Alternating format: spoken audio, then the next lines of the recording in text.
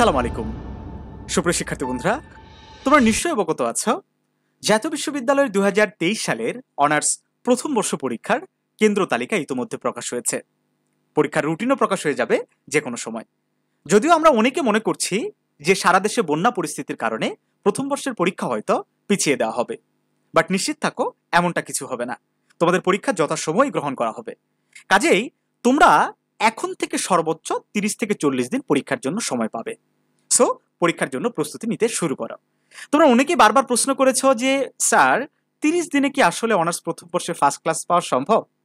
আর যদি সম্ভব হয় তাহলে কোন কোন বোর্ড প্রশ্ন পড়তে হবে, আসলে কি বোর্ড প্রশ্ন পড়ে ফার্স্ট ক্লাস পাওয়া যাবে কিনা, সেই সাথে কিভাবে এখন থেকে একটা ভালো রুটিন মেনটেন করতে হবে, তো সবকিছুই আজকের ভিডিওটিতে আমরা আলোচনা করব।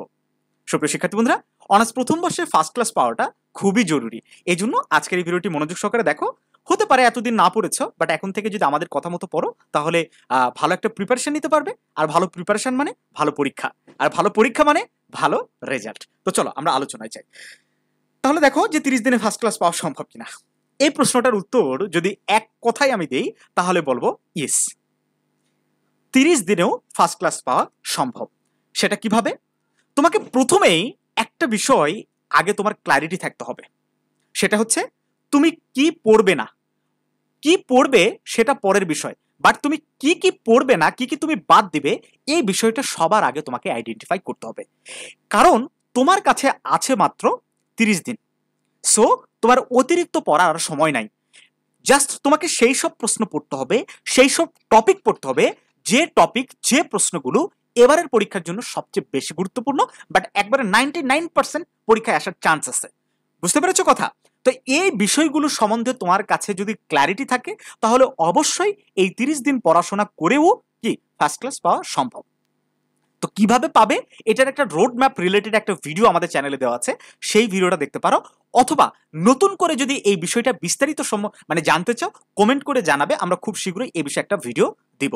সেই সাথে কোন সাবজেক্টে কত পেতে হবে ফার্স্ট ক্লাস পাওয়ার জন্য, কয়টা সাবজেক্টে A+ পেতে হবে, এই বিষয়টাও যদি জানতে চাও কমেন্ট করে জানাবে, আমরা ভিডিও দিব। তো যাই হোক, আজকে যে বিষয়টি নিয়ে আমরা আলোচনা করতে বসেছি সেই আলোচনাটা শেষ করি যে 30 দিনে কিভাবে তুমি ফার্স্ট ক্লাস পাবে, কিভাবে তোমার রুটিনটা সাজাতে হবে। আমি শুরুতেই বলেছি যে 30 দিনেও ফার্স্ট ক্লাস পাওয়া সম্ভব। কেন এই কথাটা বলছি? দেখো, অনার্সের মোট 4টা ইয়ার, ঠিক আছে?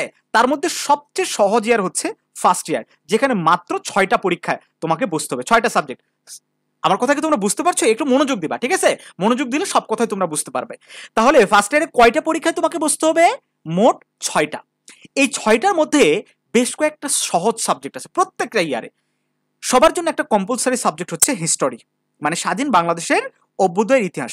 এই সাবজেক্টে A+ পাওয়া খুবই সহজ, ঠিক আছে? একটু যদি তোমার নলেজ থাকে, আগে থেকে যদি ফান্ডামেন্টাল একটু থাকে, তাহলে এই সাবজেক্টে তুমি পাস করো, মানে A+ পাবা। আর সাজেশন থেকে এই সাবজেক্টে 100% কমন হয়। তোমরা যদি একদম একটা শর্ট সাজেশন ফলো করো এই সাবজেক্টে তুমি A+ পাবা। দেখো, ফার্স্ট ক্লাস পাওয়ার জন্য খুব বেশি সাবজেক্টে A+ পাওয়ার দরকার নাই, কারণ ফার্স্ট ক্লাস পাওয়ার সিস্টেম হচ্ছে 3 পয়েন্টের উপর যেতে হবে, ঠিক আছে? তোমাদের পরীক্ষা আউট অফ 4 মানে জিপিএ এটাকে বলে, জিপিএ 4 এর মধ্যে পরীক্ষা হয়, তার মধ্যে যদি তুমি 3 পয়েন্ট আপ করো তাহলে তোমার ফার্স্ট ক্লাস। তো এখন কোন বিষয়গুলো পড়বা না, আমি শুরুতেই যে জিনিসটা বললাম যে তোমাকে আগে ফাইন্ড আউট করতে হবে কোন কোন বিষয়গুলো তুমি পড়বা না, এটা আগে জেনে নাও, তারপর কোন কোন বিষয় পড়বে এটা আমি বলছি।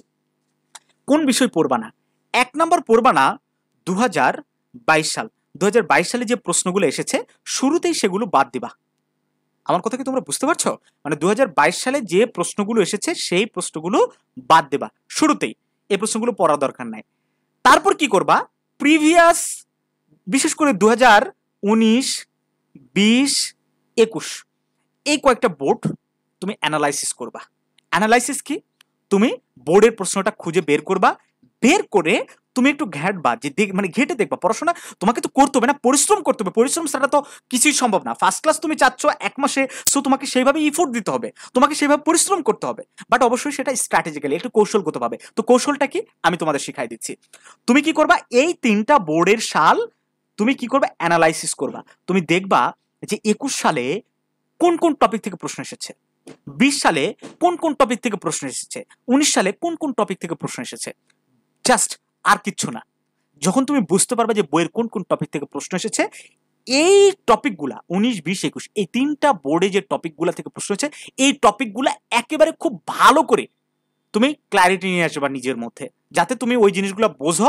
তোমার মানে যেভাবে প্রশ্ন, দেখো মুখস্থ করার তো আর সময় নাই তোমার কাছে, তাই না? তোমাকে বুঝতে হবে, সেইভাবে তুমি অ্যান্সার করে আসবা, বানাই লিখে আসবা। আর একটা কথা তুমি মনে রাখবে, যারা ব্যতিক্রম থেকে, দিগদর্শন থেকে, নবদূত থেকে হুবহু উত্তর কমন করবে, তারা তুলনামূলক মার্কস কম পাবে। এই কথাটা কেন বলছি? তোমাদের অনেক স্যার কিংবা বড় স্যার ম্যাডাম কিংবা বড় ভাইদের বলে দেখো যে ব্যতিক্রম থেকে হুবহু লিখলে মার্কস কম দেওয়া হয়। কেন? স্যার জানে যে তুমি কোথা থেকে লিখছ। ভাই, স্যার বা যিনি খাতা চেক করে উনি চায় যে যে স্টুডেন্টটা অ্যান্সার করেছে উনি যেন একটা মেধার সংমিশ্রণ ঘটিয়ে লিখে, ও যেন নিজের মাথা থেকে লিখে, নট মুখস্থ বিদ্যা। এটা একটা উচ্চ শিক্ষা তুমি গ্রহণ করছো, সো তোমার এখানে মেধার পরিচয় দেখাতে হবে।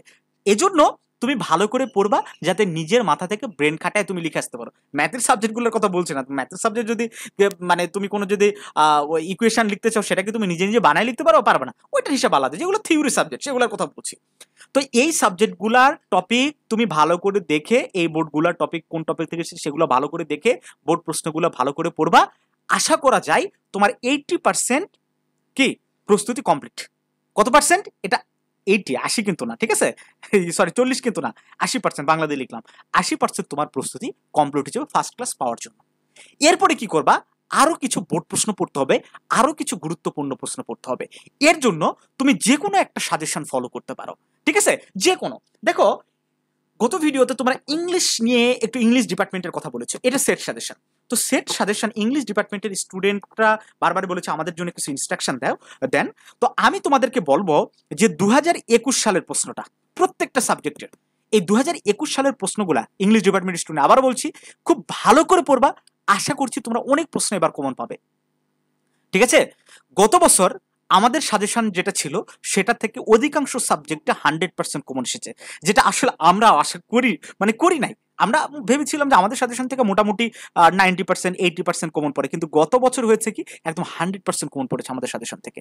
আমরা গত বছরের সাজেশনটাতে একটা ট্রিক্স ফলো করেছিলাম, সেই ট্রিক্স থেকে আমি এবারও বলছি যে 2021 সালের প্রত্যেকটা প্রশ্ন তোমরা খুব ভালো করে পড়বা, কমন হবে, খুব কমন হবে। এভাবে প্রত্যেকটা মানে ইংলিশ ডিপার্টমেন্টে একটা বলে দিলাম। আর রিডিং স্কিলের কথা তোমরা বারবার আমাদেরকে প্রশ্ন করেছো, রিডিং স্কিলটা তোমাদের একটু প্র্যাকটিস করতে হবে। এটা সাজেশনের কোনো বিষয় না, এটা প্র্যাকটিস করা ছাড়া উপায় নাই। তো যেটা বললাম, তাহলে কি পড়বা না, 2022 সাল পড়বা না, আর কি পড়বা, এই বিষয়গুলো খুব ভালো করে পড়বা। এর পাশাপাশি একটা সাজেশন ফলো করবা। কি সাজেশন? যে কোনো বাজারের যে কোনো সাজেশন। এর পাশাপাশি আমাদের সাজেশনটা ফলো করতে পারো। এখানে জোর বেজোর সবকিছু মিলায় প্রশ্ন দেওয়া আছে, একেবারে সাজানো গুছানো একটা সাজেশন। আমাদের সাজেশন থেকে ইনশাল্লাহ তোমরা 70%-এর উপর কমন পাবে। তো একটা স্টুডেন্ট যদি 70%-এর উপর কমন পায়, বলো তো তার ফার্স্ট ক্লাসের কি আর আটকাই থাকলো কি? দেখো একেবারে সাজানো গুছানো ভাবে, যেমন এই প্রশ্নটার কথাই ধরি, দেখো পঞ্চম অধ্যায়ের GAAT এর পুরারূপ কি? তুমি 100% থাকবে এই প্রশ্নটা আসার চান্স আছে এবার।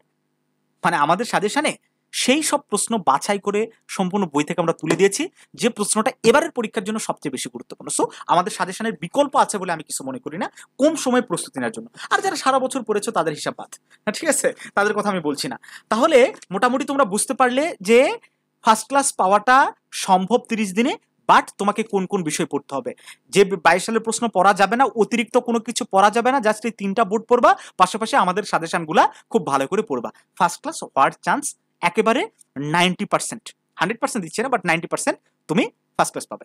এর পাশাপাশি আর একটা টেকনিক আছে, সেটা হচ্ছে তুমি কিভাবে খাতায় লিখে আসতেছ। কারণ SSC HSC-তে যেভাবে তুমি খাতায় লিখে আসছো কিংবা যেভাবে পরীক্ষা দিয়ে আসছো, সেভাবে যদি অনার্সে পরীক্ষা দাও তাহলে তুমি ধরা খেয়ে যাবে। ফার্স্ট ক্লাস তো অনেক দূরের কথা, তুমি ফেল করে যাবা, ইমপ্রুভমেন্ট আসবে তোমার, ঠিক আছে? কারণ খাতায় লেখার সিস্টেম জানতে হবে, নিয়ম আলাদা। আর তুমি ইনকোর্সও দাওনি, ক্লাসও করো নাই, তুমি এই নিয়মগুলো জানবে কোথা থেকে? এই জন্য বলবো তুমি আমাদের এই যে এক্সাম ব্যাচে ভর্তি হবা, ঠিক আছে? দেখো তুমি বলতে পারো যে ভাই আপনি সাজেশনের প্রচার করছেন, ব্যাচের প্রচার করছেন, বাট এটা তোমাদের জন্যই ভাই, আমি তোমাদের জন্যই এটা করছি। তুমি যদি আমাদের কোর্সে যুক্ত নাও হয়, আমাদের সাজেশনগুলো নাও পারচেস করো, তারপর আমাদের ইনস্ট্রাকশন ফলো করো, কাজে দিবে। আমাদের এক্সাম বেসে পরীক্ষা দেওয়ার সুযোগ পাবে, সাজেশন পাচ্ছ, অ্যান্সার শিট সহ যে সাজেশনগুলো তোমরা দেখলে, সবসময় সার্বক্ষণিক সাপোর্ট পাবা, ঠিক আছে? তুমি পরীক্ষা দিলে আমরা তোমাদের ভুলগুলো ধরাই দেবো, যে কোথায় তোমাদের ভুল হচ্ছে, কিভাবে টাইম ম্যানেজমেন্ট করতে হবে, কিভাবে কোথায় কি প্রয়োজন, কোথায় ডেভেলপ করতে হবে, সবসময় তোমাদের আমরা গাইড করবো। তো আসলে গাইডলাইন ছাড়া ভালো কিছু করা সম্ভব না। আমাদের এক্সাম ব্যাচে জয়েন করতে পারো। আমাদের এক্সাম ব্যাচে ভর্তির খুব বেশি আর সময় নেই, কারণ রুটিন দেওয়ার পরের দিন থেকে আমরা শুরু করব। আর এটার ফি আমরা একদম নামমাত্র মূল্য রেখেছি এই মুহূর্তে 750 টাকা। একটা মাস যদি কোথাও প্রাইভেট পড়তে চাও সেটার ফি লাগে। তো এই 750 টাকার মধ্যে সাজেশন থেকে শুরু করে ব্যাচ সবকিছু পেয়ে যাবে। এখন আসি, শুধু বোর্ড প্রশ্ন পড়লে ফার্স্ট ক্লাস পাওয়া সম্ভব কিনা। এক কথায় যদি বলি যে না, শুধু বোর্ড প্রশ্ন থেকে পড়লে ফার্স্ট ক্লাস পাওয়াটা একটু কঠিন হয়ে যাবে। যদি কপাল ভালো থাকে তাহলে সম্ভব, বাট এটা রিস্কি। ঠিক আছে, শুধু বোর্ড প্রশ্নের উপর ডিপেন্ডেন্ট হয়ে ফার্স্ট ক্লাস পাওয়া সম্ভব না।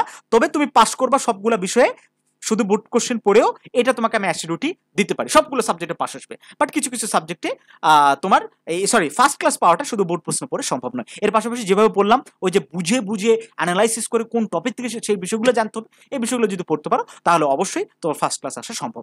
সুপ্রিয় শিক্ষার্থী বন্ধুরা, আর শুরুতে যেটা বললাম, তোমরা যদি ভিডিও চাও যে কোন কয়টা সাবজেক্টে এ প্লাস পেতে হবে ফার্স্ট ক্লাস পাওয়ার জন্য, তাহলে কমেন্ট করে জানাও, আমি খুব দ্রুতই সেই ভিডিওটা দিব। তো ভালো থেকো সবাই। আমাদের সাথে যোগাযোগ করার বিস্তারিত ভিডিও ডেসক্রিপশন বক্সে দেওয়া আছে, সেই সাথে স্ক্রিনে দেওয়া হোয়াটসঅ্যাপ নাম্বারেও আমাদের সাথে যোগাযোগ করতে পারো। আসসালামু আলাইকুম ওয়া রাহমাতুল্লাহ।